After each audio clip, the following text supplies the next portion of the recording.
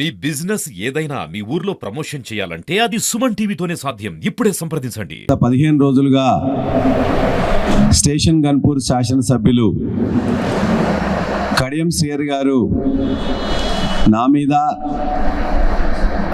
మన స్టేషన్ గన్పూర్ మాజీ శాసనసభ్యులు డాక్టర్ రాజయ్య గారి మీద, కేసీఆర్ గారి మీద, కేటీఆర్ గారి మీద, హరీష్ రావు గారి మీద, మొత్తం పార్టీ నాయకుల మీద కూడా ఇష్టం వచ్చినట్టు మాట్లాడుతూ, బూతులు మాట్లాడుతూ, ఆ బూతులను తట్టుకోలేక ఎవరన్నా కొద్దిమంది పార్టీ అభిమానులుగా లేకపోతే నాయకుల యొక్క వ్యక్తిగత అభిమానులు ఎవరన్నా ఉన్నట్లయితే వారు ఏదన్నా పోస్టులు పెడితే తాను తిట్టడం మొదలు పెడతాడు, వాళ్ళు ఏదో పోస్టులు పెడితే వాళ్ళ మీద కేసులు పెడుతున్నారు.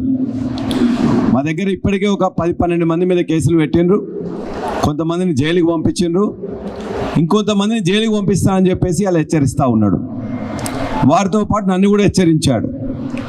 నేను కూడా సమాధానం ఇంతకుముందే చెప్పిన, కానీ చెప్పిందే చరివిత చరణంగా మళ్ళా చెప్తున్నాడు. కాబట్టి ఉమ్మడి జిల్లాకు హెడ్ క్వార్టర్స్గా ఉన్న హన్మకొండలోనే ఆయన చేసిన భాగవతం అంతా కూడా చెప్తే బాగుంటుందనే ఉద్దేశంతో ఇక్కడ ఈ సమావేశం పెట్టడం జరిగింది.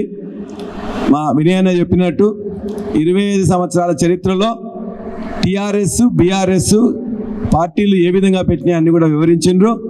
దాన్ని మేము ఎట్లా చేస్తామనేది మరలా దేశం గర్వించే విధంగా, ప్రపంచం నివ్వరపడే విధంగా, తెలుగు జాతి ఆశ్చర్యంతో గమనించే విధంగా చేస్తాం. ఎవరెన్ని కూతలు కూసినా వాటికి సమాధానం మా సభ, మా కేసీఆర్ గారి ప్రసంగం. ఇవాళ మాట్లాడుతూ 4-5 అంశాలు మాట్లాడుతున్నా అని పచ్చి బూతులు ఎన్ని తిట్లు తిట్టిండో మొత్తం కూడా తను 73 సంవత్సరాలని చెప్తున్నాడు. అంత వయసున్న తను, ఈ రాష్ట్రంలో అత్యంత పెద్ద నేనే, అసలు వరంగల్లో నా అంత మునగాడు ఎవరు లేరు కాబట్టే నన్ను తిడుతుందని చెప్పేసి అని అతను ఇన్ని బూతులు మాట్లాడడం అనేది మరి ఎక్కడి నుంచి వెళ్ళి నేర్చుకున్నాడు? మన వరంగల్ సంస్కృతి అయితే కాదు. ఉమ్మడి వరంగల్ జిల్లాలో కొద్దిగంత సంస్కారయుతంగా సభ్యతతో రాజకీయాలు చేస్తాం. ఇంత అసభ్యంగా బూతులు మాట్లాడే మొదటి రాజకీయ నాయకుని వరంగల్ జిల్లాలో దురదృష్టవశాత్తు చూస్తున్నాం. ఆయన మాట్లాడుతూ మొట్టమొదటి ఏం చెప్పాడు? పార్టీలు మారడం అనేది కేసీఆర్ గారు, టీఆర్ఎస్ పార్టీ ఇంతకుముందు చేసింది, నేను కూడా ఇప్పుడు చేస్తున్నా, వాళ్ళు చేస్తే తప్పు కాదు, నేను చేస్తే తప్ప అంటున్నాడు. మేము ఒకటే అడుగుతున్నాం, చట్టం ఏమి చెప్తున్నది? చట్టం, పార్లమెంటు ఆమోదించిన చట్టం ప్రకారం వ్యక్తులుగా కాకుండా పార్టీలో 2/3 వంతు ఉన్నట్లయితే పార్టీ మారవచ్చు అని చెప్పేసి కూడా చెప్తున్నది.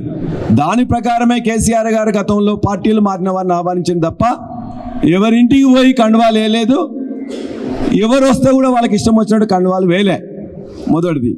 రెండోది, పార్టీ చట్టం, పార్టీలు మారడం గురించి చట్టం ఖచ్చితంగా చెప్తుంది పార్టీ మారవద్దు అని. మరి చట్టం నీకు తెలుసా లేదా? రెండో పాయింట్, సుప్రీంకోర్టులో ఉంది కాబట్టి నేను సుప్రీంకోర్టు నిర్ణయం వచ్చిన తర్వాత చేస్తా అంటున్నావు. సుప్రీంకోర్టు అనేక తీర్పుల్లో 3 నెలల్లోనే స్పీకర్ గారు నిర్ణయం తీసుకోవాలి, ఎట్టి పరిస్థితుల్లో పార్టీ మారిన వాళ్ళని క్షమించకూడదు అని పదే చెప్తున్నది. మరి పార్టీ మారకూడదని నీకు తెలిసిన వానివి, చట్టం గురించి తెలిసిన వానివి, సుప్రీంకోర్టు ఇతర తీర్పులు తెలిసిన వానివి, ఇవాళ చట్టం పేరు మీద, సుప్రీంకోర్టు తీర్పుల మీద, నైతికత మీద నువ్వు చాలా మాట్లాడుతున్నావు. నేను ఒకటే, ఇవాళ ఇంతకుముందు మీరు మాట్లాడిన దాని మీద ఎవరైతే మేమేం చెప్పదలుచుకోలే, మీ యొక్క ఇవాళ గురువు, నీ మొదటి గురువుకి పంగనాగాలు పెట్టినావు ఎన్టీ రామారావు గారికి, రెండో గురువు చంద్రబాబు నాయుడు గారికి పంగనామాలు పెట్టినావు, మూడో గురువు కేసీఆర్ గారికి పంగనామాలు పెట్టినావు. ఇవాళ మీ యొక్క కొత్త గురువు, కొంగొత్త గురువు నీ యొక్క రేవంత్ రెడ్డికి కూడా నువ్వు పెట్టబోతున్నావు. ఆ రేవంత్ రెడ్డి నీలాంటి వాళ్ళ గురించి ఏం చెప్పిండో మేము ఖచ్చితంగా ఇక్కడ నేను మాట్లాడి చెప్తాను. నేను చాలా మీద చేసి మీరు గెలిపించి శాసనసభకు పంపిస్తే ఈ సన్నాసులు ప్రలోభాలకి లొంగిపోయి పార్టీలు ఫిరాయిస్తున్నారు. నేను కాంగ్రెస్ పార్టీ కార్యకర్తలకు ఒకటే విజ్ఞప్తి చేస్తున్నా, ఎవడైతే మన పార్టీ హస్తం గుర్తు మీద గెలుస్తాడో రాజీనామా చేయకుండా పార్టీ మారితే రాళ్లతో కొట్టండి, రాళ్లతో కొట్టి చంపండి. గ్రామాలలో అప్పుడప్పుడు చూస్తుంటాం, పిచ్చి కుక్కలు ఊర్లో స్వైర విహారం చేసి ప్రజల్ని కరుస్తే తరిమి రాళ్లతో కొట్టేట్లయితే చంపుతారో, రాజీనామా చేయకుండా పార్టీ ఫిరాయించిన వాళ్ళను రాళ్లల్లో ఊర్లలోకి వస్తే రాళ్లతో కొట్టండి అని చెప్పి. మరి ఏం చేయాలనేది ఇప్పుడు మీ యొక్క నాయకుడే చెప్పిండు, నేను చెప్పదలుచుకోలేదు. అదేవిధంగా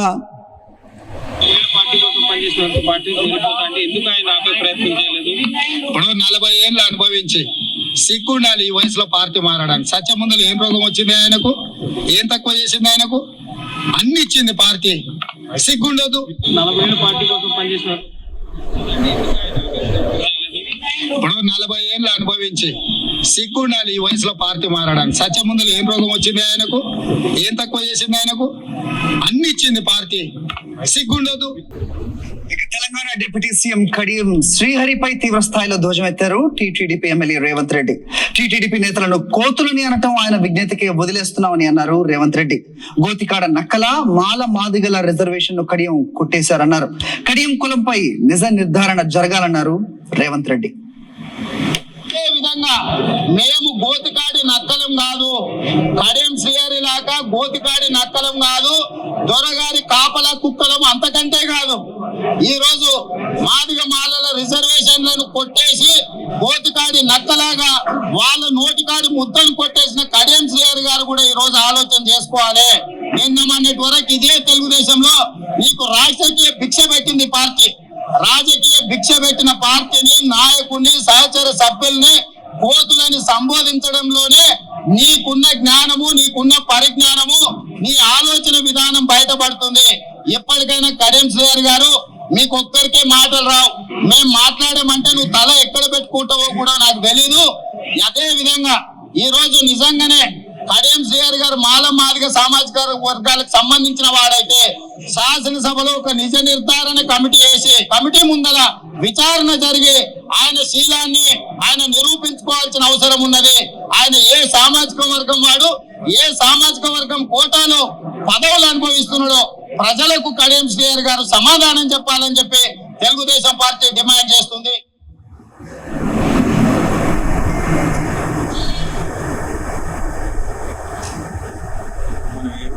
స్వార్థం కోసం పార్టీ మారిన వ్యక్తి ప్రజల అభివృద్ధి కోసం మారిన అని చెప్పడం మానేయాలి.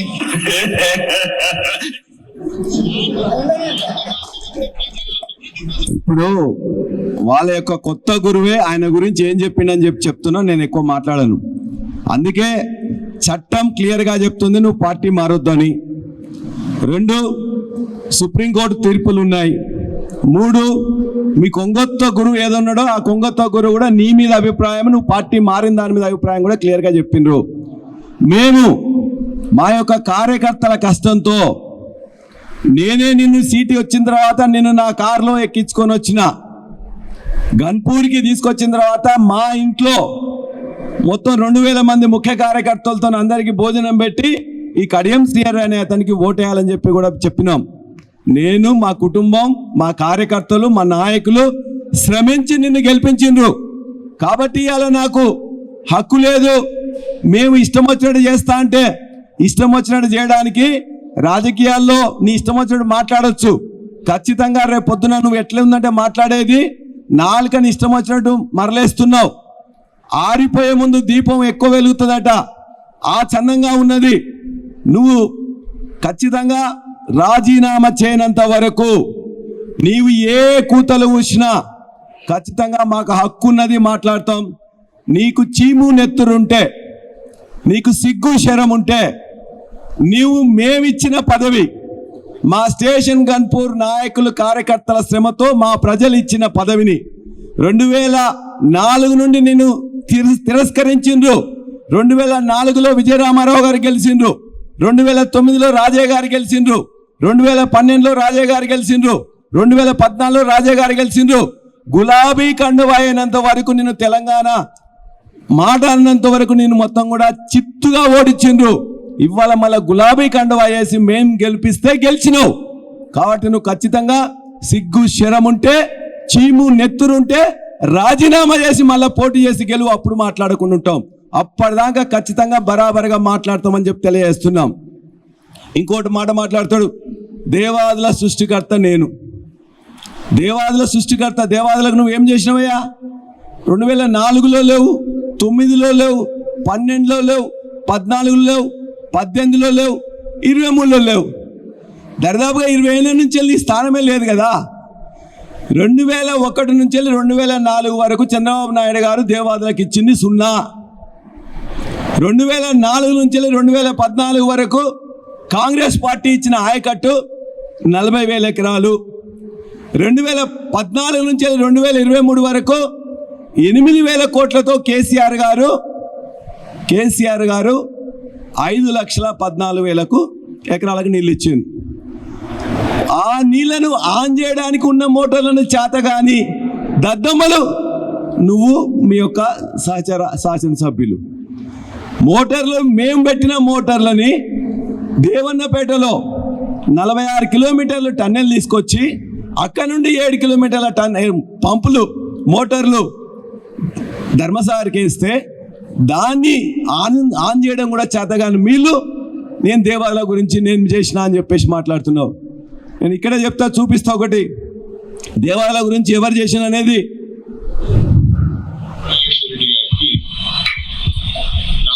మాట్లాడే వాస్తవాలు తెలుసుకుని ఉమ్మడి వరంగల్ జిల్లాకు నేనేం చేశాను, మీ వల్ల ఏం జరిగింది అనే చర్చకు నువ్వు వస్తే మాట్లాడడానికి సిద్ధంగా ఉన్నావు. స్టేషన్ గణపూర్ నేనేం చేశాను, నువ్వేం చేశావు, రాజు ఏం చేశాడు మాట్లాడడానికి కూడా సిద్ధంగా ఉన్నావు. కనీసం మరి ప్రజలు నమ్ముతారా, ప్రజలు ఏమనుకుంటారు, నడిపోరా అనే ఆలోచన కూడా లేదు. నా ఎమ్మెల్సీ ఈ రోజు ఈ కార్యక్రమానికి సూత్రధారి పల్లవారేశ్వరరెడ్డి గారు.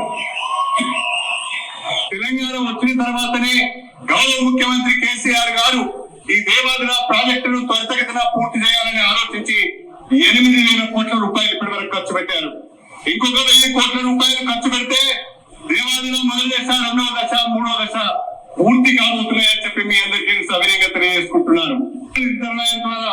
సాగునీరు అందించాలని ప్రతిపాదించాం. కానీ గౌరాయిపల్లి రిజర్వాయర్ పూర్తి కాలేదు, వరదకాలం పూర్తి కాలేదు, ఈ ప్రాంతానికి సాగునీరు రాలేదు. అందుకనే నేను, పల్లరాజరెడ్డి గారు, రాజయ్య గారు ముగ్గురు కూడా అనేక పర్యాయాలు ముఖ్యమంత్రి గారి దృష్టికి తీసుకువచ్చి మల్లన్న గాంధీ దగ్గర ఒక లిఫ్ట్ కనుక పెట్టినట్లయితే ఈ ప్రాంతాలకు సాగునీరు యుక్తంగా ఆలోచన చేసి వారి దృష్టికి తీసుకువెళ్తే వారు పెద్ద హృదయంతో సమ్మతించి వెంటనే 104 కోట్ల రూపాయలు మంజూరు ఇచ్చారని చెప్పడం ఈ సందర్భంగా నేను సవినయంగా తెలియజేసుకుంటున్నాను. ఇది దేవాలయ గురించి ఎవరు చేసిండ్రు? దేవాలయ గురించి మొదటి ఫేజ్లో 2001 నుండి 4 వరకు పని జరగలే. 4 నుంచి 14 వరకు ఇచ్చిన 40,000 ఎకరాలు అయితే 5,13,000 ఎకరాలకు డబ్బులు ఇచ్చింది, పని చేపించింది, నీళ్లు ఇచ్చింది, పంటలు పండించింది, పంటలు కొన్నది కేసీఆర్ గారు. మరి ఆ మాత్రం జ్ఞానం లేకుండా వీళ్ళకెవరికి లేదంట. ఈయనకు తలా తెలీదు, తోకా తెలీదు దేవాలయ గురించి. దేవాదుల ధర్మసాగర్ నుంచి వెళ్ళి పైకి నీళ్లు పోతుంటే ఒక పాయింట్ ఇప్పియలే. 2014లో తెలంగాణ వచ్చిన తర్వాత జానకిపురం కానీ, కిష్టాదిగూడెం కానీ, మల్కాపూర్ కానీ వాటన్నిట్లలో ఓటీలు పెట్టించింది నేను. ఆ తర్వాత మొన్న 104 కోట్లతో, ఇప్పుడే చెప్పింది కదా, 104 కోట్లతో ఎత్తైన ప్రాంతాలకి నష్కల్ దగ్గర ఒక లిఫ్టు, గండి రామరం దగ్గర 2వ లిఫ్టు, పీసర దగ్గర 3వ లిఫ్టు. ఈ 3 లిఫ్టులు 104 కోట్లు తెస్తే నేను కూడా 800 కోట్లలో ఈ 100 కోట్ల పని నేను చేసిన అని చెప్పేసి సిగ్గు శరం లేకుండా చెప్పుకుంటా ఉన్నాడు. దేవాలయాలను పూర్తి చేసింది, దేవాలయాలకు కొత్తగా సమ్మక్క సాగర్ కట్టింది. ఆ తర్వాత 46 కిలోమీటర్ల టన్నెల్ని రామప్ప దగ్గర నుంచి దేవన్నపేటకి తవ్విచ్చింది. దేవన్నపేట నుంచి వెళ్ళి ధర్మసాగర్కి పైప్ లైన్ వేసింది. ఇక్కడున్న నవాబ్పేటకు మొత్తం కూడా లైన్స్ ఇచ్చి 7 రిజర్వాయర్లను స్టేషన్ గన్పూర్లో కట్టించింది కూడా కేసీఆర్ గారి నాయకత్వంలో ఉన్న ప్రభుత్వాలు, 2 ప్రభుత్వాలు తప్ప మరొకటి కాదు. నువ్వు పదే అబద్ధాలు మాట్లాడడం మానుకో. దేవాదుల నువ్వే నీ మాటల్లోనే చెప్పావు 8,000 కోట్లు ఇచ్చిందని. మరి నోరా తాటి మట్ట ఇవాళ మళ్ళీ ఇష్టం వచ్చినట్టు మాట్లాడడానికి